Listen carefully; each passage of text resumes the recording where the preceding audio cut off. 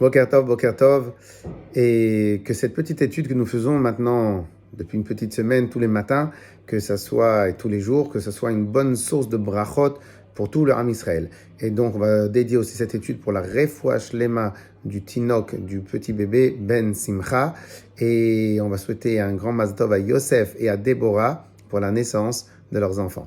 Alors, il y a une particularité il y a deux particularités dans le Machatzit HaShekel, le demi-cycle qu'on devait donner au Beth Amikdash. Alors je rappelle un peu la halacha, c'est que Hachem, il a demandé à plusieurs fois de compter les Bnei Israël, et à chaque fois il leur demandait de donner un Machatzit HaShekel, c'est ce qu'on va faire la veille de Purim. Alors dans le Machatzit HaShekel, lorsque maintenant tout le peuple juif se rassemble et donne tout le monde la moitié d'un shekel, ici il va y avoir deux avantages fondamentaux. Premier avantage, c'est qu'en fin de compte, que tu sois le plus grand tzaddik du Ham Israël ou le moins tzaddik du Ham Israël, et bien en fin de compte, tu montres qu'on a tous la même valeur. Et que tous les Bnei Israël, chacun a la même valeur au fond. Deuxième point, c'est que pourquoi on a tous la même valeur? Parce qu'en vérité, notre fondamental, l'ADN qu'on a à l'intérieur de nous, le socle quelque part de notre unité, c'est l'attachement avec Hachem, c'est l'âme divine. Alors, quand est-ce qu'un Ben Israël, il peut y avoir une différence entre un Ben Israël et un autre Ben Israël? Ça va être sur la quantité de mitzvot, ça va être sur l'expression de ce sentiment d'appartenance avec Hachem. Ça va être sur la qualité des tefilin qu'il a mis, la qualité des tefilin qu'il a acheté. Ça va être sur les tables de Shabbat qu'il va faire. Ça va être sur son empressement dans la Torah, dans l'action de tous les jours.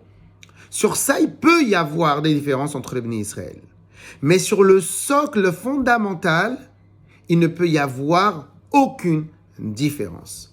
Et là, c'est pour cela que le Rabbi y répond que lorsque on a construit le Mishkan, il y avait deux sortes de donations pour deux sortes de besoins.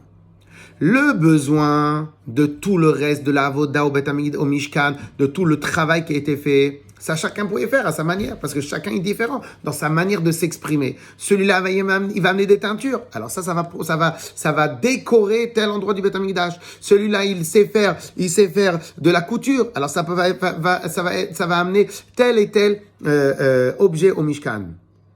Pourquoi? Parce que quelque part, c'est de la décoration, de l'emballage. C'est très bien. Mais chacun, il est différent dans ce domaine-là. Donc c'est normal que le donation doit être différente. Par contre, il y a deux points sur lesquels les Bnei Israël n'ont aucune différence l'un avec l'autre. C'est quoi? Un, sur le fait qu'on est des Bnei Israël et qu'il y a zéro différence. Et sur le fait que ce socle-là, ce fondamental-là,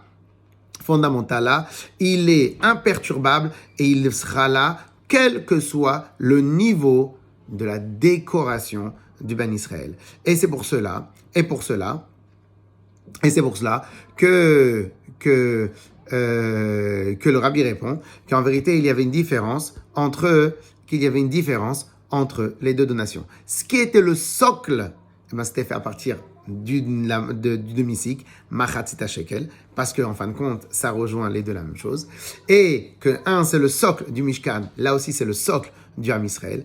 Et deuxième chose, les korbanot, les sacrifices communautaires, on voulait que tous les Bnei Israël y soient associés totalement et sans différence de qui est riche, qui est pas riche, qui est tzaddik, qui est pas tzaddik. Et voilà pourquoi ces deux sacrifices, ces deux points-là, ils étaient donnés par deux donations totalement différentes, enfin deux sortes de donations.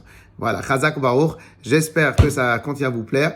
Alors on n'est pas des youtubeurs, mais vous pouvez mettre un petit point, un pouce, comme ça peut faire avancer. Chazak Baruch.